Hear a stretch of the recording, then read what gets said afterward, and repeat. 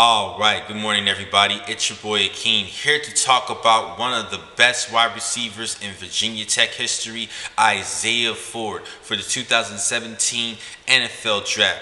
Now, he's hailing from Jacksonville, Florida, and he's actually the first wide receiver in Hokie history to emerge past 1,000 yards receiving in 2015. He had 75 receptions, which was another school record for 1,164 yards, and he did reach over 1,000 yards this past season. Now, this is actually a good receiver that people should look at, and I think he's a little bit of a sleeper because people are overlooking him.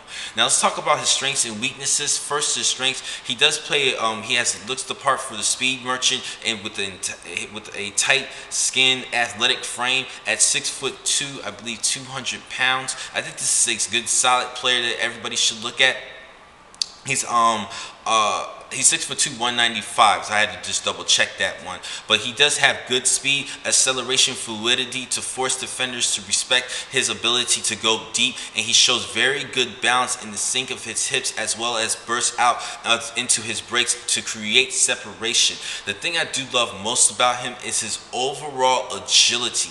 He has amazing agility, especially coming off the line of scrimmage, in which he does a good job shifting from side to side, evading against the defenders. Now, I did mention his great feet, his great footwork. Now, playing in the National Football League, one of the top things you want your cornerbacks to have are quick feet. So this is a little bit of a concern. He needs to try to use different techniques, particularly using his hands to create separation and get away from opposing defenders to get open. That's just a little bit of concern. He doesn't really display in using his hands. Speaking of his hands, he does show that he can catch the football, but there were times where he would lose eye contact and would create a couple of drops, which is not good. He can sometimes tip, and then lastly, he can sometimes tip the defenders off when there's plays not headed in his direction or in run plays. He needs to show 100% just to create more distraction against opposing defenders and have teams respect him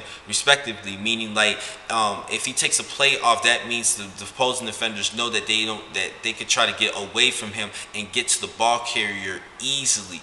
If he just plays his part, this would create more opportunities for the offense to use a better arsenal of weapons and using and spreading the football around better, as well as on-field situations. Now, overall, from my evaluation, I think he's going to end up being a 4th-round pick. But like I said, I think he's going to be a good sleeper for this year's draft. Now, the next time to catch you guys from me in just a couple minutes, I have 2 more blogs for today. Thank you for watching this blog. I'm your man, Akeem McCall. Be easy.